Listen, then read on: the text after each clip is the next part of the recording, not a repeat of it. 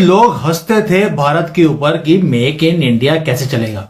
मोदी जी ने बोला करके दिखाऊंगा। आकाश सिस्टम का डंका पूरे विश्व के अंदर बज रहा है और अब कई सारे देश आकाश सिस्टम की मांग कर रहे हैं। सर मैंने सुना है कि एक कंट्री है तुर्की के पास, मुझे तो नाम नहीं पता, आप बताइए कि उसका ऑर्डर कैसे आ गया। अभी जिसके साथ में ये एयर डिफेंस सिस्टम की टॉक्स एकदम एक्सट्रीम लेवल पे पहुंच चुकी है, वो है ओमान। इसका मतलब है कि दुश्मन जो है वो आपके सामने बेबस हो गया है बज़ाहिर सामने आके लड़ने से, इसलिए वो अब फितनतुल खवारिज का सहारा लेके उनके कंधे पे बंदूक रख के पाकिस्तान के वो टारगेट्स अचीव करना चाहता है। और आने वाले वक्तों में हमें नजर आ रहा है कि दुश्मन की जो जंगी तैयारियां हैं, खास तौर पर नॉर्दर्न पाकिस्तान के लिए इनके इरादे बड़े वाज़े हैं। ओमान के अंदर इनसिक्योरिटी बनी हुई है, साथ में यहाँ पर आपको ईरान भी दिखाई देगा, जिसके कारण से ओमान को अपने एरियल डिफेंस के लिए एक एयर डिफेंस सिस्टम चाहिए। वो ललकार रहा है दुश्मन हमारा। ये सिर्फ हिंदुस्तान हमारा दुश्मन नहीं है, और भी बहुत कुव्वतें हैं इस खिते में भी हैं, इस खिते के बाहर भी हैं कि जो पाकिस्तान को। लास्ट ईयर हमने आर्मीनिया को $600 मिलियन का डिफेंस एक्सपोर्ट किया था, तो रफली अराउंड 5,000 करोड़ का होता है। बल्कि आज तो डॉक्टर जयशंकर ने और अमेरिकी सफीर ने बेंगलुरु के अंदर एक कॉन्सुलेट खोला है और वो कह रहे हैं कि हमारी टॉप प्रायोरिटी, डॉक्टर जयशंकर कह रहे हैं मेरा first talking point with Marco Rubio जो है दैट इज अबाउट के इंडियंस को वीजाज दिए जाएं। हमारी तो जहाद प्रायोरिटी है, आपको पता है। थोड़े दिनों में आप देखेंगे वो ब्रह्मोस मिसाइल भी ले लेंगे भारत से, अगर रशिया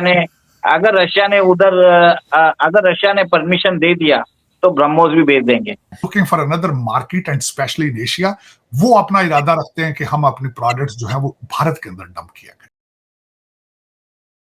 नमस्कार दोस्तों, आर्मेनिया के बाद एक और देश अब भारत से आकाश 1S air defence missile system खरीदना चाहता है।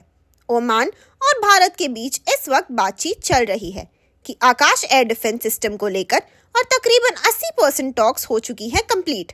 दैट मीन्स ओमान अब बहुत करीब है भारत का ये मिसाइल इंपोर्ट करने के लिए, एंड ये भारत के लिए एक बहुत बड़ी खुशखबरी है, लेकिन हमारे राइवल्स जैसे कि पाकिस्तान के लिए एक बहुत बड़ा झटका भी है, क्योंकि उनके ब्रदर मुल्क जैसे कि अफगानिस्तान, ओमान, यूएई, सऊदी अरब को अपना ब्रदर मानने लगे हैं और ट्रेड के साथ साथ अब डिफेंस में भी भारत को अपना पार्टनर बना रहे हैं। दूसरी तरफ ये डील भारत के लिए मेड इन इंडिया को और बूस्ट देगा, क्योंकि ओमान के बाद एक और जैसे कि इंडोनेशिया, यूएई, आर्मेनिया जैसे देश भी भारत से डिफेंस इक्विपमेंट्स इंपोर्ट कराना चाहते हैं। इसी टॉपिक पर चलिए आगे पाकिस्तानी मीडिया का रिएक्शन देखते हैं। वीडियो को लाइक और चैनल को सब्सक्राइब कर लें। ये नहीं देखते कि साथ पड़ोसी मुल्क है, वो लोग तालीम की वजह से कहां पहुंच रहे हैं। आज जो आप बात कर रहे थे चीमा साहब कि डॉक्टर जयशंकर साहब की पहली प्रायोरिटी होगी कि वो किस तरीके से अपने H1B वीजे को किस तरह नंबर्स उनके कैप खत्म कराते हैं। आपके कंट्री के अंदर कितने लोग क्वालिफाई करते होंगे H1B वीजे पे अमेरिका आने के लिए? है कोई? नहीं। कोई अपने क्रेडेंशियल्स, अपने डॉक्यूमेंट भेज के जॉब लेकर अमेरिकन एम्बेसी में इंटरव्यू दे के आके अमेरिका आने की सलाहियत कितने लोग रखते होंगे? कभी किसी ने सोचा ये? क्रिटिसाइज बस, नहीं जी नहीं। और डायरेक्शन जी सारी की सारी मेरा मुझे ये पता है, मुर्शद पाक की कैबिनेट देखें, सारी की सारी अमेरिकन और ब्रिटिश थी चीमा साहब। ਉਹਦੇ किन्ने सन ऐसे दाड़ियां वाले जेड़े तहज्जुद गुजार सन, कितने थे उनमें? सारे आज भी दोबारा अगर वजीर आज़म बना, आप देख लेंगे, गोगियां नचणगियां, फिर दोबारा गोगियां हर्षा करेंगी उत्थे, फिर ठीक है। ਉਹ ਜਿਹਨੂੰ ਪੰਜਾਬੀ ਸਾਡੇ ਤੇ ਕਹਿੰਦੇ ਨੇ ਨਾ, ਤੁਹਾਡੀ ਗੱਲ सही है। हम तो तारड़ साहब H1B1 पे आते ही नहीं है हमारी। तो आज उन्होंने कहा है कि मार्को रूबियो को, मैंने पहली बात करनी है कि इंडियंस को H1B दो, इंडियंस को H1B। तारड़ साहब हमारी कोई प्रायोरिटी नहीं है, इंडियंस तो डोमिनेट करके फिर वहां पे ट्रम्प कैबिनेट के ऊपर पूरी दुनिया में चीमा साहब, पूरी दुनिया में। आप अफ्रीका में देखें जाके, मैं कई दफा अफ्रीका, मेरे कई दोस्त हैं, आप देखें सारे का सारा बिजनेस उनके पास है। अफ्रीका की पूरी economy is controlled by Indians, वो टोटल इकोनॉमी। इंग्लैंड आप देख लें, कनाडा आप देख लें, अमेरिका देख लें। फर्क क्या है? तालीम। सिर्फ एक फर्क है, तालीम, माइंडसेट।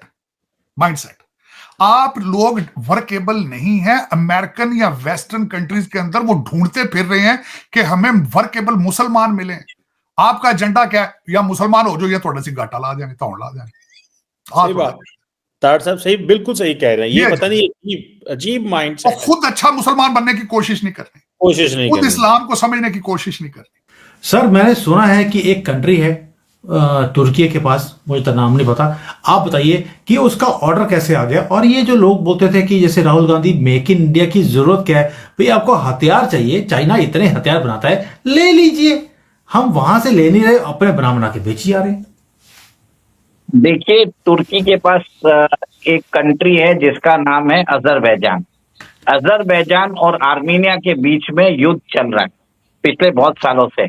उधर एक डिस्प्यूटेड रीजन है नगोर्नो कराबाख, जो 2020 में उधर युद्ध चालू हुआ। अभी थोड़ा सा थम हो गया है, पर उस युद्ध में आर्मीनिया को शिकस्त हासिल हुई और अजरबैजान विक्टोरियस इमर्ज हुआ, क्योंकि तुर्की और चाइना ने उसको सपोर्ट किया था। यहाँ तक आर्मीनिया को बहुत होप था कि रशिया उनकी सपोर्ट करेगा, क्योंकि 2011 से 2020 के बीच में आर्मीनिया ने अपनी 93% डिफेंस रिक्वायरमेंट रशिया से ली थी, पर एंड युद्ध के वक्त रशिया ने धोखा दे दिया। तब आर्मीनिया ने क्या किया था कि 2 साल पहले हमसे उन्होंने डिफेंस इक्विपमेंट्स लेना चालू किया और हमारा Pinaka multi barrel rocket launchers उन्होंने लिया था। ये कॉन्ट्रैक्ट था $250 मिलियन का, ठीक है। उसके अलावा हमने उनको आकाश मिसाइल सिस्टम भी दिया है। लास्ट ईयर हमने आर्मीनिया को $600 मिलियन का डिफेंस एक्सपोर्ट किया था, तो रफली अराउंड 5,000 करोड़ का होता है, ठीक है। और अब उन्होंने क्या किया है, भारत की जो हमने डिफेंस एक्सपोर्ट्स किया है आर्मीनिया को, उसकी जो क्वालिटी है, उसकी जो एंड्यूरेबिलिटी है, उसका जो यूसेज है, और इससे देख के आर्मीनिया को लग रहा है कि हमें अपने डिफेंस इक्विपमेंट्स कंप्लीटली भारत से लेने चाहिए, क्योंकि एक तो सस्ते भी हैं, सेकंड एकदम फायदेमंद भी है, थर्ड कोई स्ट्रिंग्स अटैच नहीं है। भारत कोई भी स्ट्रिंग अटैच करके देता नहीं है कि आप इस पे यूज करिए। भारत को अपने पैसे से मतलब है, ठीक है। अमेरिका आपसे अगर आपको आर्म्स बेचता है तो उसके स्ट्रिंग्स अटैच होते हैं कि आप उस कंट्री पे आप अटैक नहीं कर सकते, ऐसा है वैसा है। भारत का ऐसा कुछ भी नहीं है। तो अब उन्होंने क्या किया, एक जब युद्ध में होता है गन्स की बहुत इंपॉर्टेंट होती है, आर्टिलरी गन्स की, तो 155 mm आर्टिलरी गन्स है जिसको डेवलप किया था इंडिया और फ्रांस ने, जिसका नाम है ट्राजन, उसका ऑर्डर दे रहे हैं। डील का वैल्यू बताया नहीं गया पर वो सब्सटैंशियल बता रहे हैं, ठीक है। और इसके अलावा भी Armenia is very much interested in Indian arms. वो इंडिया के शायद मेरे हिसाब से थोड़े दिनों में आप देखेंगे वो ब्रह्मोस मिसाइल भी ले लेंगे भारत से, अगर रशिया ने परमिशन दे दिया तो ब्रह्मोस भी भेज देंगे। सुखोई जो जेट्स है जो रशिया बनाता है, पर वो रशिया से लेना नहीं चाहता, वो बोलता है हम इंडिया से लेना चाहते हैं। अस्त्रा जो मिसाइल है, beyond visual range attack management system missile है, वो भी वो भारत से लेना चाहते हैं। तो एक तरह से उनको समझ में आ गया कि भारत के ऊपर भरोसा किया जा सकता है। और सुमित जी आपने बरोबर बोला है, 2014 में हमारा डिफेंस प्रोडक्शन इंडिया में शायद अराउंड 45,000 करोड़ था। लास्ट ईयर ये बढ़ के 1,30,000 करोड़ के आसपास हो गया है।